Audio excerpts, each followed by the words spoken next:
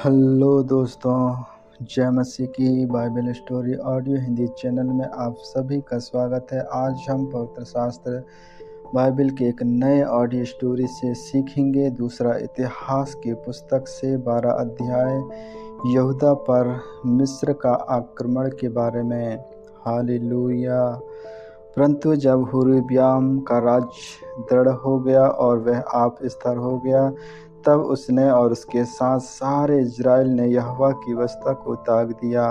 उन्होंने जो यहोवा से विश्वासघात किया, इस कारण राजा हुर्रिब्याम के 5वें वर्ष में मिस्र के राजा सिकास ने 1200 रथ और 60,000 सवार लिए हुए यरूशलेम पर चढ़ाई की, और जो लोग उसके संग मिस्र से आए अर्थात लूबी, सुकिया, कूशी, ये अनगिनत थे। उसने यहूदा के गढ़वाले नगरों को ले लिया और यरूशलेम तक आया।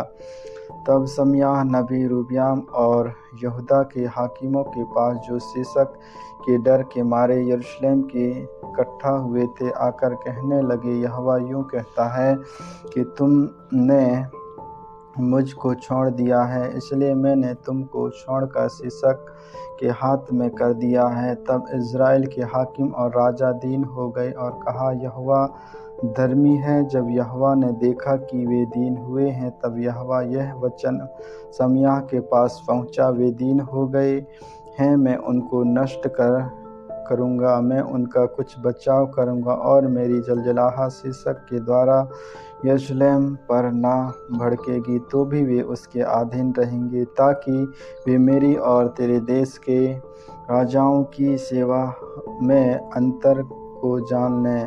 तब मिस्र का राजा शीशक यरूशलेम पर चढ़ाई करके यहोवा के भवन की अनमोल वस्तुएं और राजभवन की अनमोल वस्तुएं उठा ले गए। वह सब कुछ उठा ले गया, और सोने की जो ढालें सुलेमान ने बनवाई थी, उनको भी वह ले गया।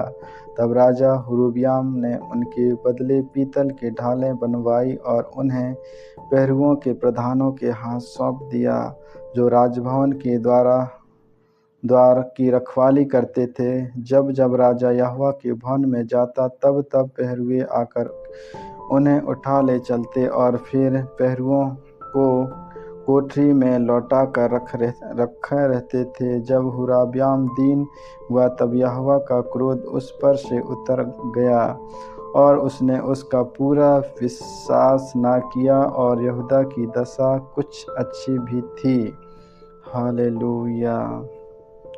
रूबियाम के राज्य का संक्षिप्त विवरण और उसकी मृत्यु। अतः राज्य रूबियाम यरूशलेम में दृढ़ होकर राज्य करता रहा। जब हुर्रिब्याम राज्य करने लगा, तब 41 वर्ष की आयु का था, और यरूशलेम में अर्थात उस नगर में जिसे यहोवा ने अपना नाम बनाए रखने के लिए इज़राइल के सारे गोत्र में से चुन लिया था, शस्त्र वस्त्र तक राज्य करता रहा। उसकी माता का नाम था, जो ओम्निय स्त्री थी। उसने वह कार्य किया जो बुरा है, अर्थात उसने अपने मन को यहोवा की खोज में न लगाया।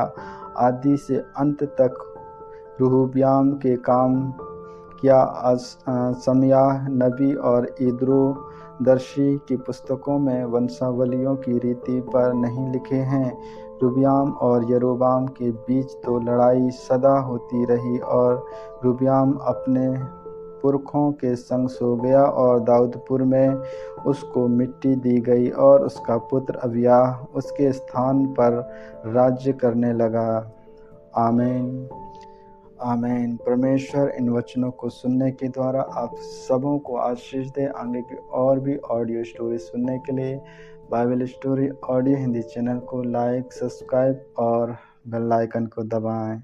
सभी प्रिय भाई बहनों को